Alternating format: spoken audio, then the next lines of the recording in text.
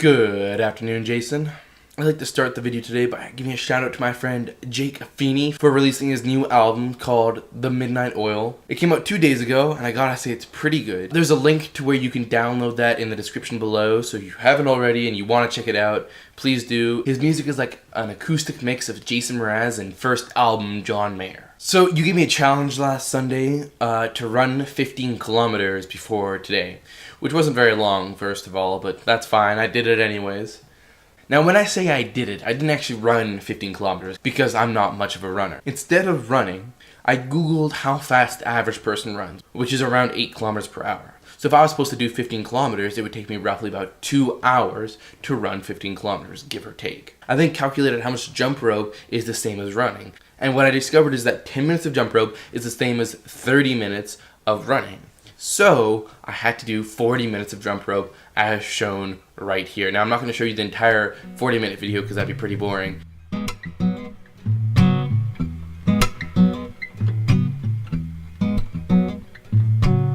I swear it's odd that you're into me. I play the part of a man who's dying to be at sea. No way I could let that go.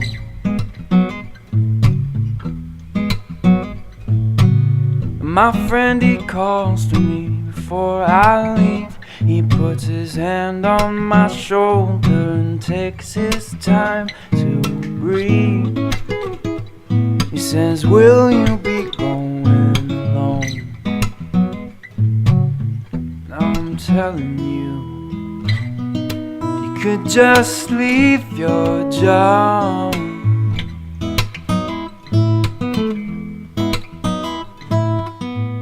Okay, Jason, that's 40 minutes. I'm gonna go have a shower. So as you can see, I did jump rope for 40 minutes and it was very painful by the end. I could barely breathe. By the way, the music you listened to whilst watching me jump rope was Jake Feeney's new album, The Midnight Oil. Now, to return your challenge, I'm not gonna ask you to run because that wouldn't be very hard for you. Jason, starting this coming Sunday, for a week, you have to be a vegetarian. However, I do realize that this challenge is a bit harder, so I'm going to give you one life.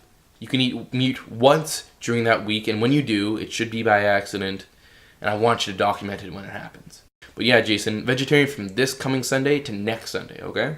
So there are two other things I want to talk about today. The first is that Lionel Messi just won the Ballon d'Or, which, to those of you who don't know, basically means he's the best player in the world. For the 5th time. Messi is widely considered to be one of the greatest players of all time, if not the greatest player of all time, and this made me realize that I think a lot of sports right now are going through a similar thing. Crosby in hockey, Michael Jordan in basketball, Tiger Woods in golf, Federer or Nadal in tennis, and I'm sure other sports I just don't know about, although baseball seems to be the one missing here. And I think the reason for this is twofold. First of all, back in the days of, say, Gretzky or Pele, a lot of sports people had to work a second job while also being an athlete, which made it a lot harder to give it their all. But second of all, and perhaps the more obvious note, is that with modern medicine and training, players can be at a higher level of fitness for a longer time and recover from injuries much quicker than they used to. So it's more likely that a great player can fulfill his full potential. A player like Cristiano Ronaldo is a great example. He looked like this when he first joined Manchester United, and now he looks like this close to 15 years later.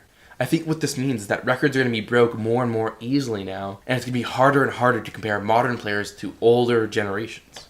The second thing I want to talk about today is about pandas, and more importantly, panda trade, also known as panda diplomacy. Now, if I understand this correctly, China basically owns the rights to all pandas in the world. So first of all, good job to China, because pandas are... Now, apparently China has been doing this for about 2,000 years already, when they first sent 2 pandas to the Emperor of Japan. But this concept was recently revived in the 1950s. In the 1980s, China stopped trading and giving them out and started only offering them on 10-year loans because they're so valuable. In 2013, China actually traded pandas for uranium. That's right, the stuff they use to make bombs and stuff.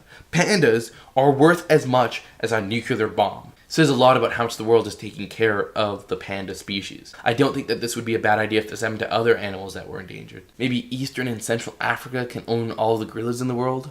Mongolia can get all the snow leopards, and India can get all the Bengal tigers, and all the orangutans can be owned by Singapore. Anyways, that's it for today, Jason. I look forward to seeing you become a vegetarian for a week.